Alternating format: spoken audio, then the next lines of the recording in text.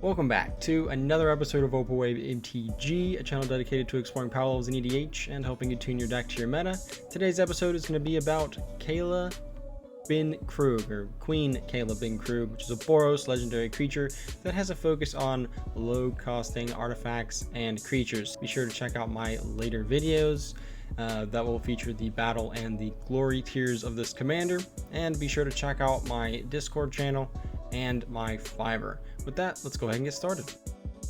So Queen Kayla Bin-Kroog, 3 mana creature with a 4 mana and tap activation cost. Discard all the cards in your hand, then draw that many cards. You may choose an artifact or creature card with mana value 1. You discard it this way, and then you can do the same for an artifact or creature card with mana value 2 and 3. So a really sweet card draw engine in the command zone that also lets you get a ton of value. So essentially you're getting 6 mana value worth of permanence for 4 mana if you hit all of the cards discarded this way.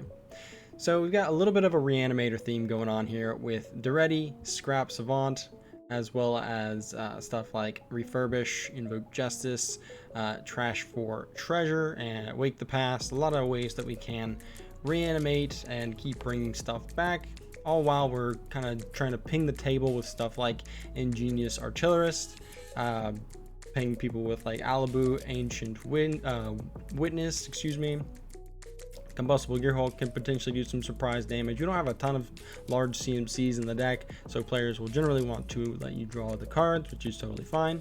Ping people down with stuff like Reckless Fireweaver. Psychosis Crawler is super sweet in the stack since you can discard cards and draw that many, and each opponent will lose a life equal to the number of cards. Canoptic Spider from the Warhammer 40k set is also really cool here, since whenever those creatures enter the battlefield, you're going to be able to draw more cards, which will make your next activation of Queen Kayla even bigger. So a lot of really cool stuff. Workshop Assistant can help get some of our artifacts back. Filigree Familiar, Solemn Simulacrum, give us some extra value. Another really sweet one is the Bomat Courier. When it attacks, you can exile the top card of your library. So if you want to keep specific, as you're like discarding cards and drawing more cards, you can have this like separate hand that you can refill essentially. If you keep discarding cards and you get lower and lower, because eventually if you're only discarding like 1 or 2 cards, Bomat Courier can be a really great way to refill your hand. So super sweet there. Stuff like Benevolent Bodyguard that can help protect our commander, as well as Lion Sash to help hit graveyards. Bounty Agent can be a little bit more removal by hitting those legendary permanent cards. So yeah, a lot of really cool stuff, a lot of tiny stuff that we can kind of slowly accrue value and deal some damage over the long game with this commander. Like I said before, we've got a lot of reanimate type stuff, Refurbish, Invoke Justice, Trash for Treasure, also super cool. Then we've also got the Blasphemous Act and an Austere Command for just some board wipe type of stuff. Really like the Blasphemous Act. Then we've got some really cheap removal like Disenchant, Oblation, Generous Gift, just general kind of catch-all removal spells, in addition to a little bit of targeted stuff too. We've also got this Boros Charm to help protect our board with that Indestructible Clause. Moving on to our artifacts, a few more removal type stuff that we can hit off of Kayla Bin-Kroog, as well as some really nice ramp options. Aerial Surveyor can, for playing against those ramp decks like to get a lot of lands out, we can use this to help us catch up in the land count. Since Kayla's ability is pretty mana intensive, it's not bad for us to have a good bit of ways to generate mana in this deck. Imperial Recovery Unit, something that when it attacks, you can return creature or vehicle with mana value 2 or less from your graveyard to your hand.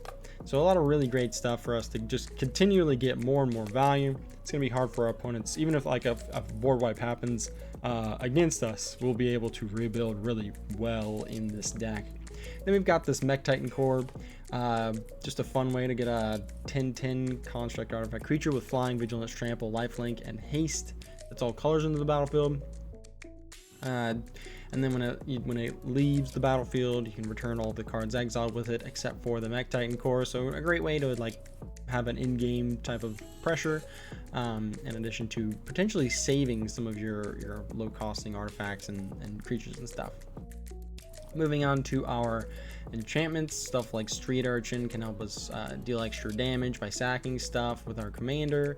Makeshift munitions can do that as well. Then we've got the Gear per Aethergrave, where we can tap 2 artifacts to deal 1 damage to target creature or player.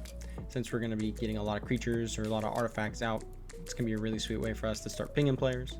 And then we've got this P is Revolution.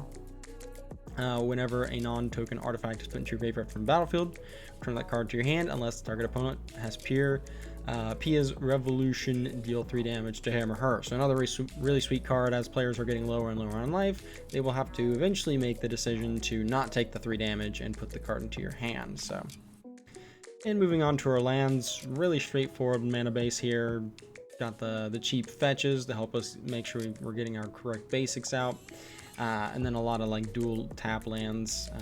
You know, it's the low power, the skirmish tier, not doing anything really crazy in this deck.